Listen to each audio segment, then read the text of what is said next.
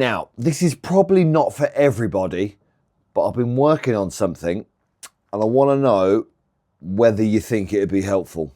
So when you go around to look at a job, I hate it when you forget things and you should have checked something, you didn't check something. So there's a little consumer unit checklist pack that I'm working on that I don't know if you'd find helpful or not.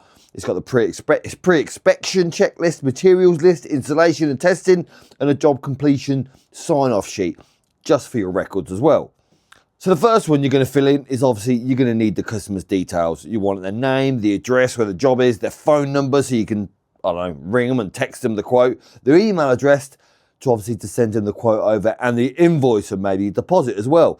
And then whilst you're there, check, see if it's a TNS, TNCS, a TT system, whether it's got main earthing conductor in there, whether it needs upgrading, is a gas bonding present, is a water bonding present, because I've been there before where I thought, scrap it.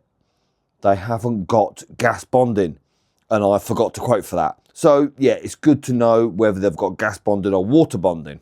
And then you want to know what MCBs or circuits are inside that board. Have you got to replace the cooker board, the cooker fuse, the hob, the oven, the shower, just different circuits what can be inside that board. And you've got other as well. So you can scribble out on this sheet, maybe have a garage supply or a hot tub supply, something like that.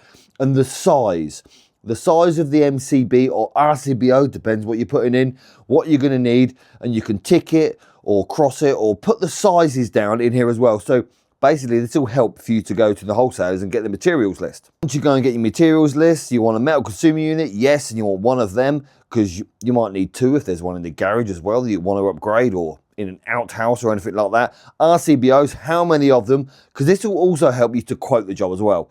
So the SPD, you're going to include that because every new board has SPD these days, and you're going to need some blanks. If it's a 10-way board and you've got 8 circuits, you're going to need to get a couple of blanks. So this will help you work out materials you need.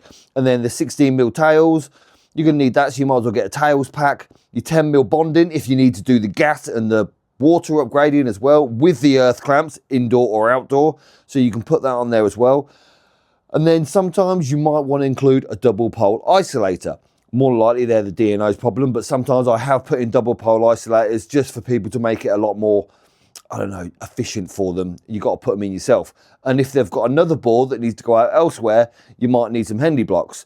So whether you need them as well. So this is like your materials list of what you're going to need.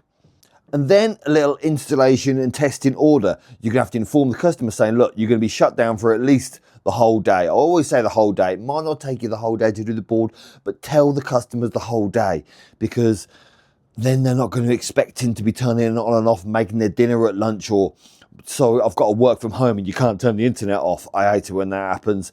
And then you've got to lock off the supply, so make sure you can lock off the supply. It is doable, and prove it's dead to make sure it's all off. And then you fit the new consumer unit. So this is like a little tick sheet you can go through, make sure you've done it all. You've installed the meter tails. You can let the customer know, look, I've replaced them with meter tails as well. The earthing conductor. This is to show the customer what you've done, because obviously they're going to be paying a decent price for a new fuse board to be put in. So you want to be able to obviously show them what they've done, a little tick sheet. It looks a bit more professional as well. And then the testing, what you've done, the continuity on the circuits, the insulation resistance, the polarity, the earth fault loop impedance, not just on the board, but possibly on the circuits going out as well. And then showing that the RCDs or the RCBOs work when you test them. And then this is a good idea, just to have the customer to have a little completion certificate and a sign off as well, because you want the customer's name, the address, who installed it, which will be you, and the number of circuits installed. Because then you've got a record of how many circuits you've put in. So if you ever go back, then you're not going to say, yeah, I didn't put that circuit in, because they've got a problem with a circuit, maybe an EV charger where some idiots come along and bodged it in. You can say, I didn't do that, it only had 8 circuits, now you've got 9. So this is your proof as well. And then you can say that you did the continuity, the insulation resistance, the polarity, earth fault pollution impedance, and the RCD test. Give them all a tick to say that you've done them, to show that they work and you've done them. And this is like a little completion certificate that you can possibly give to the customer as well, to show what you've actually done. And then if you want to go that step further, you can give them a minor work certificate, which you should do anyway, to be honest, before you notify Part P regulations. If you want to do that, some people don't. But to give them all the insulation resistance, because then you can put all your readings on there. There's a little tick as well, tick boxes for the gas and the bonding, and basically where the fuse board is, the circuit numbers, That's if you've done, obviously if there's a board, it's one circuit because it's one circuit into the new fuse board.